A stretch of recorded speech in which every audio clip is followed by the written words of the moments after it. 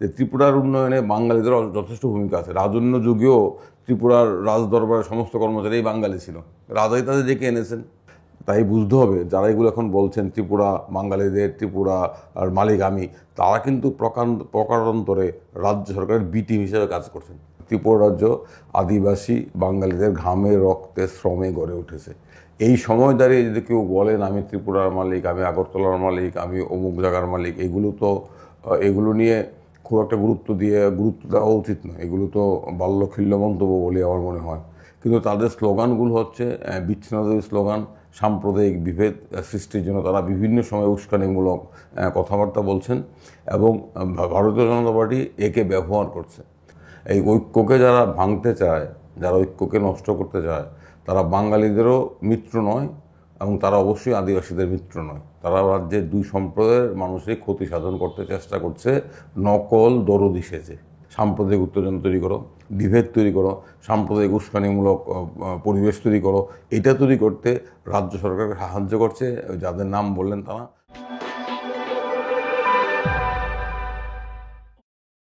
নমস্কার, খবরে প্রতিবাদের সাক্ষাৎকার অনুষ্ঠানের আরও একটি নতুন পর্ব এবং আরও একজন বিশেষ অতিথি।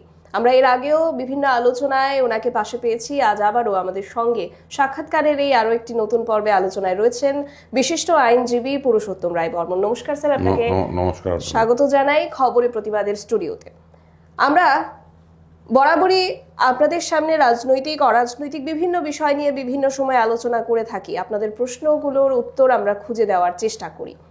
বর্তমান সময়ে দাঁড়িয়ে ত্রিপুরার রাজ্য রাজনীতিতে যেটি উল্লেখযোগ্য বিষয় হয়ে দাঁড়িয়েছে সেটি হচ্ছে বাঙালি এবং তিপ্রাসাদের মধ্যে চলমান একটি দ্বন্দ্ব, যেটা প্রকাশ্যে হয়তো কেউই বলছে না, কিন্তু সবাই জানেন এবং বুঝতে পারেন বিষয়টা। এই বিষয়কে কেন্দ্র করেই বেশ কিছু প্রশ্ন আজকে আমার হাতে রয়েছে এবং সেগুলো নিয়েই আমরা আলোচনা করার জন্য আজ পুরুষোত্তম বাবুকে এই স্টুডিওতে আমরা ডেকেছি। প্রথমেই যে বিষয়টা আপনার সামনে আমি তুলে ধরতে চাইবো বা যে প্রশ্নটা আপনার কাছে রাখবো, যে এই যে বর্তমান সময়ে দাঁড়িয়ে বাঙালি এবং তিপ্রাসাদের মধ্যে একটা অপ্রকাশিত বিভেদ বা দ্বন্দ্ব চলছে, সেটা কি বর্তমানে বিজেপি সরকার আসার পরে এরকম পরিস্থিতি, নাকি বিগত সরকারের আমলেও এ ধরনের পরিস্থিতি ছিল? আপনি আইনজীবী হওয়ার পাশাপাশি দীর্ঘদিন রাজনীতির সাথেও যুক্ত রয়েছেন, আপনার মতামতটা কি এই বিষয়ে একটু জানতে চাইব। আমি প্রথমেই বলবো বাঙালি এবং আদিবাসীদের মধ্যে কোনো দ্বন্দ্ব নেই, দ্বন্দ্ব ছিলও না। কিন্তু বিভিন্ন সময়ে স্বার্থান্বেষী মহল, রাজনৈতিক স্বার্থ দুষ্ট মহল, তারা এই দুই সম্প্রদায়ের মধ্যে বিরোধ, বিভেদ, একটা অবিশ্বাসের বাতাবরণ সৃষ্টির চেষ্টা করেছে। কিছু সময়ের জন্য তারা সফল হয়েছে, অনেক ক্ষেত্রে তারা পরবর্তী সময়ে ব্যর্থ হয়েছে। আপনি যে প্রশ্নটা করলেন, আমি বলবো বর্তমান সময়েও একটা প্রচেষ্টা চলছে বিভিন্ন স্বার্থান্বেষী রাজনৈতিক মহলের তরফ থেকে এই দুই সম্প্রদায়ের মধ্যে একটা বিরোধ এবং অনৈক্য, অবিশ্বাসের বাতাবরণ তৈরির একটা অপচেষ্টা চলছে। এটা আমরা বিভিন্নভাবে লক্ষ্য করছি। এটা অবশ্যই নিন্দাজনক এবং একে অবশ্যই মোকাবিলা করতে হবে। এই রাজ্যের সবার শান্তি, উন্নয়ন, সমৃদ্ধির স্বার্থে এই রাজ্যের বাঙালি এবং আদিবাসী মানুষের মধ্যে ঐক্য সবচেয়ে বড় জরুরি প্রশ্ন। এই ঐক্যকে যারা ভাঙতে চায়, যারা ঐক্যকে নষ্ট করতে চায়, তারা বাঙালিদেরও মিত্র নয় এবং তারা অবশ্যই আদিবাসীদের মিত্র নয়। তারা রাজ্যের দুই সম্প্রদায়ের মানুষের ক্ষতি সাধন করতে চেষ্টা করছে, নকল দরদি সেজে। এইটুকু আমি বলবো। আর আপনার প্রশ্নের উত্তর আগেও এটা ছিল, আজকে নতুন করে এই ধরনের প্রচেষ্টা হচ্ছে তা নয়। আমাদের রাজ্যে বরাবরই, যেহেতু আমাদের রাজ্যে উপজাতি কিংবা যারা আদিবাসী তারা সংখ্যালঘু সম্প্রদায়, তারা একটা অত্যন্ত গুরুত্বপূর্ণ অংশ, বাঙালিরা সংখ্যাগুরু সম্প্রদায়, এই দুই সম্প্রদায়ের মধ্যে পারস্পরিক ভারসাম্য রক্ষা করা, এই দুই সম্প্রদায়ের পাহাড়ি মানুষের, আদিবাসীদের অধিকারের প্রশ্ন, তাদের স্বশাসনের প্রশ্ন, সাংবিধানিক কাঠামোর মধ্যে এই বিষয়গুলো রাজ্যের রাজনীতির ক্ষেত্রে অত্যন্ত গুরুত্বপূর্ণ বিষয়। সেই কারণে আমরা দেখেছি বরাবরই একটা চেষ্টা সবসময় হয়েছে এই দুই সম্প্রদায়ের মধ্যে দূরত্ব বাঁধানোর, এই দুই সম্প্রদায়কে পরস্পরের বিরুদ্ধে লড়িয়ে দেওয়ার। এটা 1950 সনে হয়েছিল, পরবর্তী সময় হয়েছে। আবার এই রাজ্যের মানুষ অনেক অভিজ্ঞতার বিনিময়ে এই চক্রান্ত কিংবা প্রচেষ্টাকে প্রতিহত করেছেন। তারা এটা বারবার বলার চেষ্টা করেছেন তাদের অভিজ্ঞতার মধ্য দিয়ে যে আমাদেরকে একসাথে থাকতে হবে এবং দুই সম্প্রদায়ের সমস্যা সমাধানের জন্য দুই সম্প্রদায়ের মানুষকেই একত্রিত হয়ে লড়াই সংগ্রাম করতে হবে। এটা হচ্ছে আমাদের রাজ্যবাসীর সাধারণ অভিজ্ঞতা। আচ্ছা, বর্তমানে আমরা যেখানে দেখতে পাচ্ছি যে রাজ্যে সরকার প্রতিষ্ঠিত রয়েছে বিজেপি সরকারের সাথে শরিক রয়েছে তিপ্রামথা। সেই তিপ্রামথা দলীয় যিনি সুপ্রিমো, উনি দাবি করছেন যে উনি আগরতলার মালিক, ত্রিপুরার বিভিন্ন অংশের মালিক বলে উনি নিজেকে দাবি করছেন। সেই একই জায়গায় দাঁড়িয়ে আমরা বাঙালি নামক আরেকটি সংগঠন প্রকাশ্যে দাবি করছে যে এই ত্রিপুরা রাজ্য বাঙালির, বাঙালি নাকি এই ত্রিপুরা রাজ্যের মালিক। তো এই যে দুপক্ষের দু ধরনের মন্তব্য, এই মন্তব্যগুলো সার্বিকভাবে কতটা প্রভাব ফেলছে ত্রিপুরার রাজনীতির ক্ষেত্রে কিংবা ত্রিপুরার সাধারণ মানুষের উপর? এই এই এই দুই ধরনের মন্তব্য অবশ্যই নিন্দাজনক। এই দুই ধরনের মন্তব্য অবশ্যই আপত্তিজনক। ত্রিপুরা রাজ্য প্রত্যেকটা ত্রিপুরাবাসীর। এই রাজ্যের এখনকার জনসংখ্যা যদি 40-45 লক্ষ, প্রত্যেকটা ত্রিপুরাবাসীর সমান অধিকার আছে এই রাজ্যের প্রতি। এইটা কোনো ব্যক্তির মালিকানাধীন নয়। আর আমাদের খেয়াল রাখতে হবে, আমরা প্রজাতন্ত্রের যুগে আছি। এখানে প্রজার শাসন, রাজার শাসন নয়। আমরা রাজতন্ত্র, রাজন্য যুগ অতিক্রম করে গণতন্ত্রে উত্তীর্ণ হয়েছি 1947-এর 15ই আগস্ট। ত্রিপুরা ভারতভুক্ত হয়েছে 1948-এর অক্টোবরে। তারপর থেকে ত্রিপুরা প্রজাতান্ত্রিক ভারতবর্ষের একটি অন্যতম গুরুত্বপূর্ণ অঙ্গরাজ্য।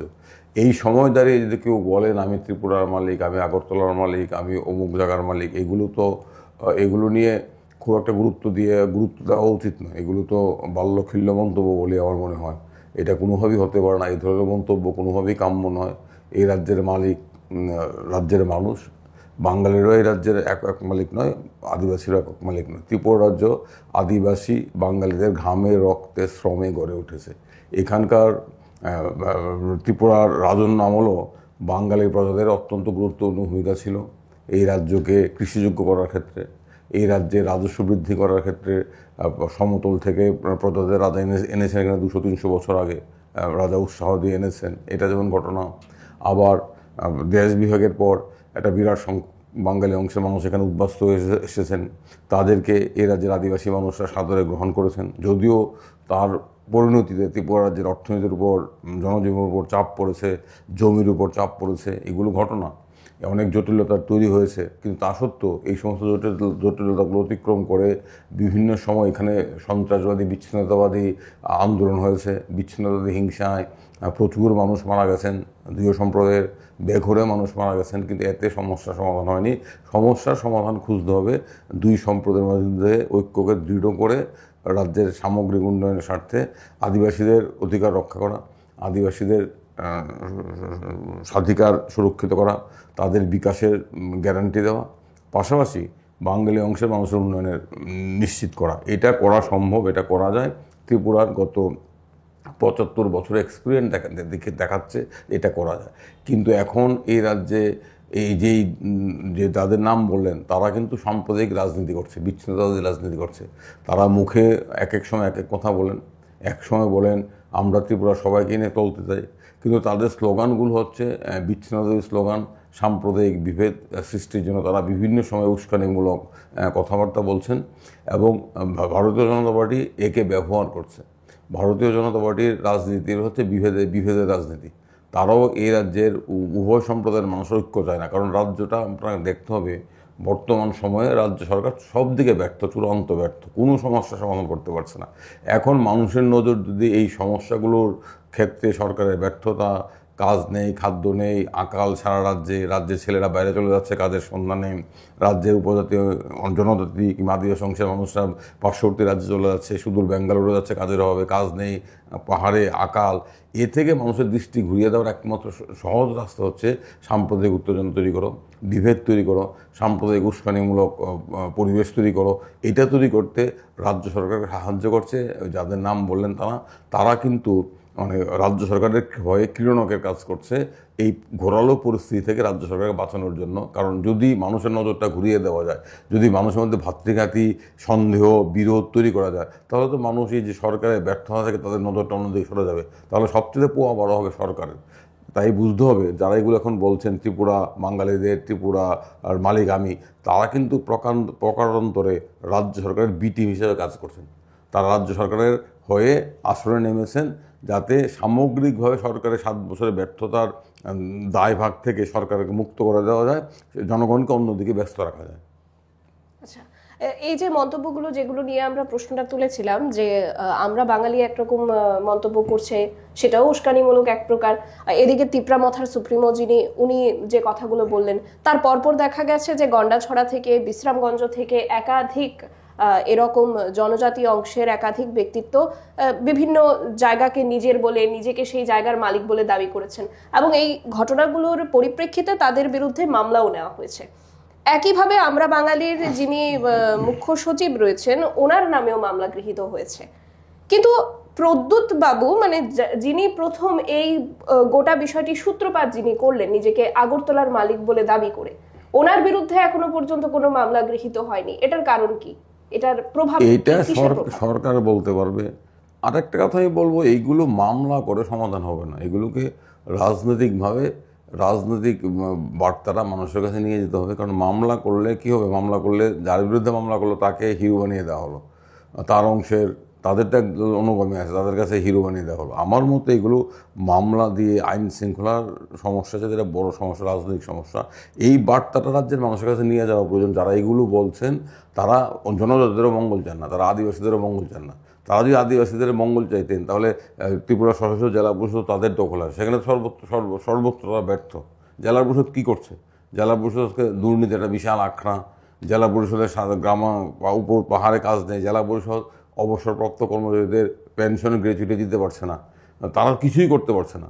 আমার মতে, আমার যেটা মনে হয়, এগুলো রাজনৈতিক বিষয়, রাজনৈতিকভাবে এগুলো মোকাবেলা করা দরকার। এই যে বিভেদকামী বিচ্ছিন্নতা যে রাজনীতি, যে রাজনীতিকে শাসক দলও মদত দিচ্ছে, এই যে রাজনীতিকে শাসক দল মদত দিচ্ছে, নির্বাচনের আগে তিপ্রামথার সাথে চুক্তি করলাম আমরা জানি না, সেই চুক্তি করে প্রকারান্তরে তিপ্রামথাকে বগল দাওয়া করে নির্বাচনী বৈতরণী পার হয়ে গেল।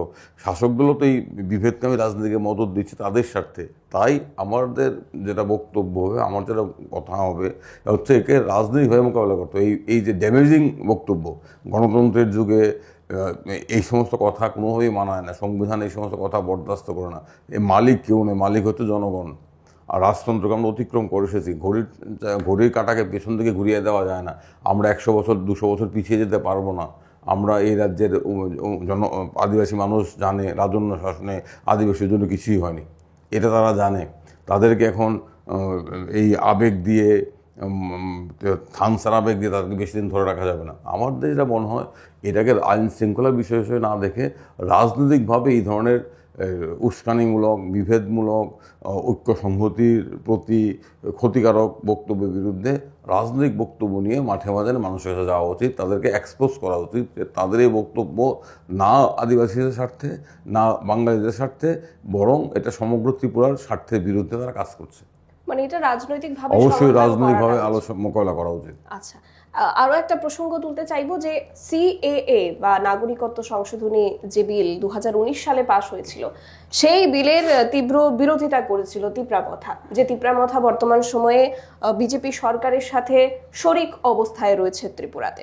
এবং আমরা সম্প্রতি দেখতে পেয়েছি বা জানতে পারি যে নতুন সংস্করণ তাতে আনা হয়েছে, 2024-এর 31শে ডিসেম্বর পর্যন্ত যারা এসছেন ভারতে, তাদেরকে আবেদন মূলে নাগরিকত্ব প্রদান করা হবে, সেই রকম একটা সংস্করণ আনা হয়েছিল।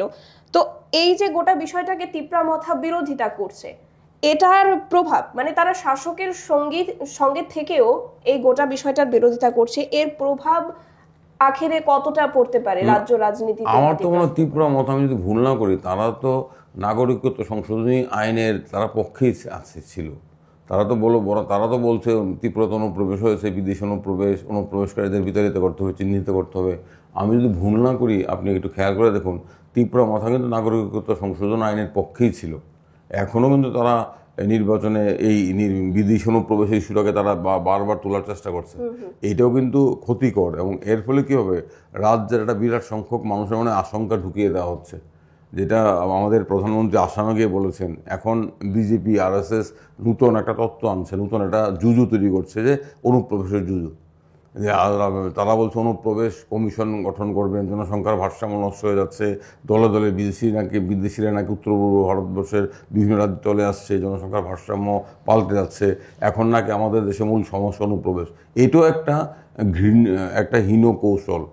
কারণ বিদেশি অনুপ্রবেশের জুজুটা তুলে দেশের মধ্যে যে সমস্যাগুলো আছে এই সমস্যাগুলো সমাধানে যে সরকার ব্যর্থ, রাজ্য সরকার ব্যর্থ, কেন্দ্রীয় সরকার ব্যর্থ, আমার দেশের মানুষের রুটি সমস্যা, রোজগারের সমস্যা, বেকারির প্রশ্ন, শিক্ষার প্রশ্ন, মূল্যবৃদ্ধির প্রশ্ন, এগুলো দেশের নীতির জন্য দায়ী। বিদেশি অনুপ্রবেশের জন্য এগুলো ঘটছে না।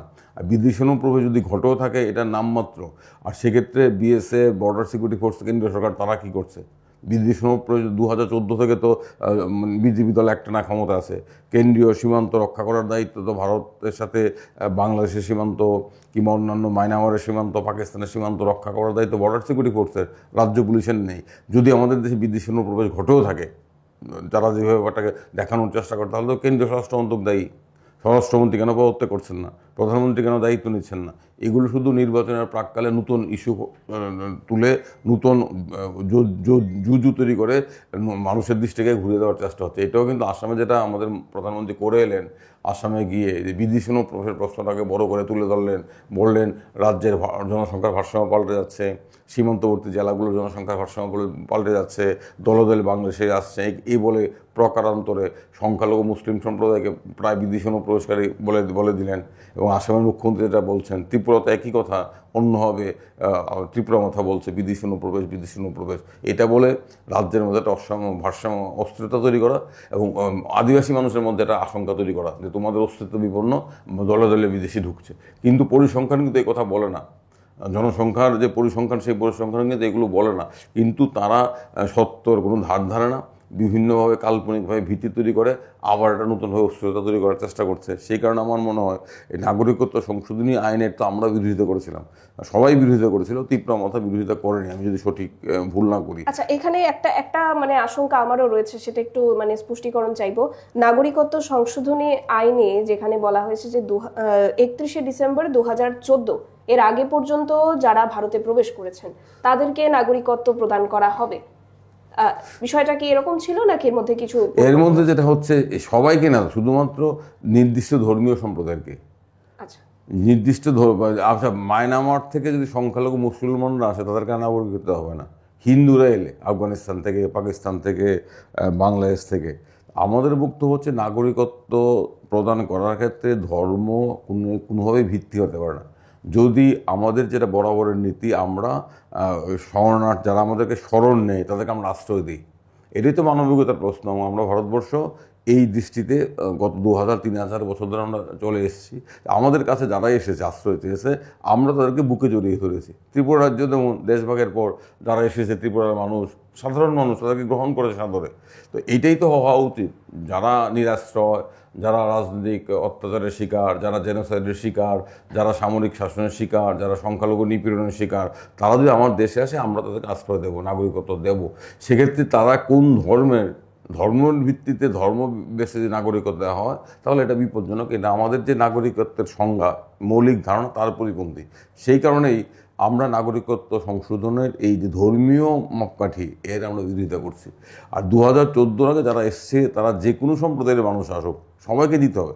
সেখানে একটা সম্প্রদায়কে দেব না এটা তো হতে পারে না। মায়ানমারে আছে লক্ষ লক্ষ মানুষ ভয়ঙ্কর অত্যাচারের শিকার, তারা যেহেতু ধর্মে মুসলিম, তাদেরকে আমি নাগরিকত্ব দেবো না, তাদেরকে আমরা শরণার্থীর মর্যাদা দেবো না, তাদেরকে নাগরিকত্ব প্রশ্নে তাদের দাবি আমরা বিবেচনা করবো না, তাদেরকে আমরা বলবো অনুপ্রবেশকারী, এটা তো হতে পারে না।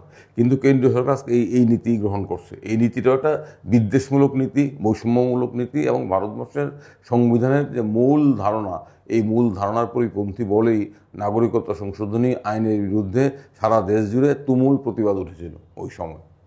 এখনও সেই প্রতিবাদ কিন্তু বহাল আছে। আচ্ছা, তো এই বর্তমান সময়ে দাঁড়িয়ে ত্রিপুরা রাজ্যে বাঙালি এবং তিপ্রাসাদের, যেমনটা আপনি শুরুতেই বলেছেন যে প্রকৃত অর্থে কিন্তু কোনো বিদ্বেষ নেই, একটা অংশ রাজনৈতিক স্বার্থ চরিতার্থ করার জন্য এই বিদ্বেষ তৈরি করার চেষ্টা করছে। এবং এই ক্ষেত্রে আইনের কোনো রকম ভূমিকা না থাকাটাই বাঞ্ছনীয়, বরঞ্চ রাজনৈতিকভাবেই সেটা সমাধান। আমি যেটা বলছি, যারা সাম্প্রদায়িক বিদ্বেষমূলক কিংবা কোনো একটা গোষ্ঠীর বিরুদ্ধে ঘৃণাসূচক বক্তব্য রাখে তাদের বিরুদ্ধে অবশ্যই আইন অনুযায়ী ব্যবস্থা নেওয়ার সুযোগ আছে, এটা তো আছেই। কিন্তু পাশাপাশি এটা মূল বিষয়টা হচ্ছে একে রাজনৈতিকভাবে মোকাবেলা করতে হবে। আদিবাসী অংশের মানুষের কাছে গিয়ে পৌঁছতে হবে, তাদের কাছে গিয়ে বলতে হবে আদিবাসীদের উন্নয়নের প্রশ্নে, আদিবাসীদের স্বশাসন নিশ্চিত করার প্রশ্নে, তাদের সাংবিধানিক অধিকার নিশ্চিত করার প্রশ্নে বাঙালি অংশের মানুষ তোমার শত্রু নয়। আদিবাসী বাঙালিরা মিলে এখানে জেলা পরিষদ তৈরি করেছিল 1980 সনে। জেলা পরিষদ হয়েছিল আদিবাসী বাঙালিরা মিলেই। আদিবাসী বাঙালিরা মিলেই জেলা পরিষদ রক্ষা করবে। এবং এটা বুঝতে হবে আমাদের সবার উন্নয়নের গ্যারান্টি হচ্ছে আমাদের ঐক্য।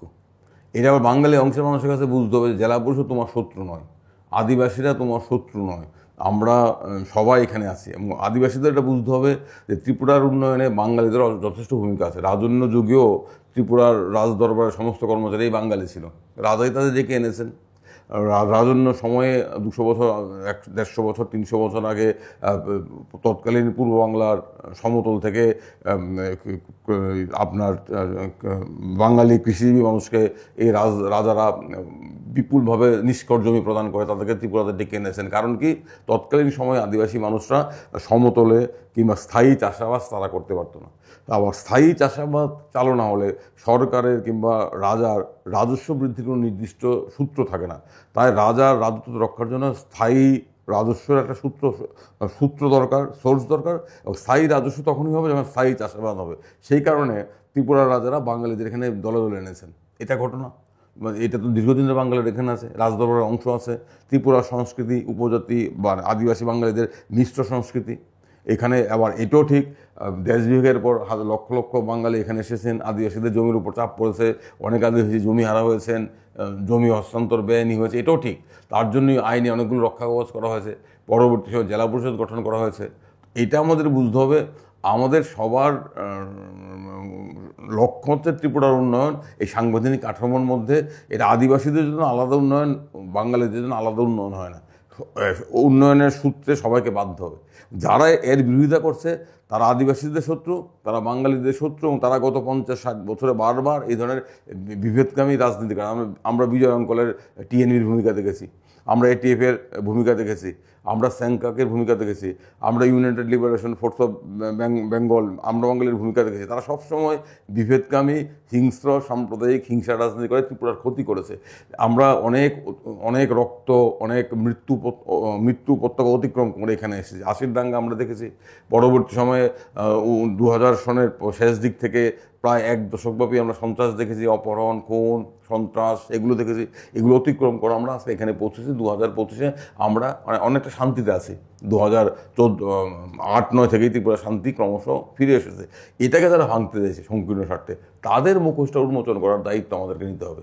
তবেই আমাদের পক্ষে এই রাজ্যকে শান্তির পরিবেশ রক্ষা করতে সাহায্য হবে, এবং রাজ্য সরকার এই অশান্তির ঘোলাজল তৈরি করতে সাহায্য করতে পরোক্ষ হবে। কারণ অশান্তির ঘোলাজল সৃষ্টি হলে রাজ্য সরকার আখেরে লাভ, এটা বুঝতে হবে আমাদের। এই বার্তাটা সবার কাছে নিয়ে যাওয়ার রাজ্যে শান্তিকামী মানুষের কাছে কর্তব্য বলে আমি মনে করি।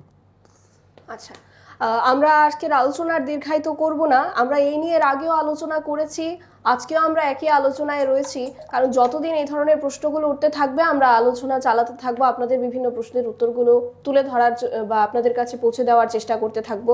ত্রিপুরা রাজ্যে বর্তমান যে পরিস্থিতি চলছে, এখনো পর্যন্ত তেমন কোনো ভয়াবহ পরিস্থিতির দিকে যায়নি, এবং না যাক সেটা আমরা প্রত্যেকেই চাই।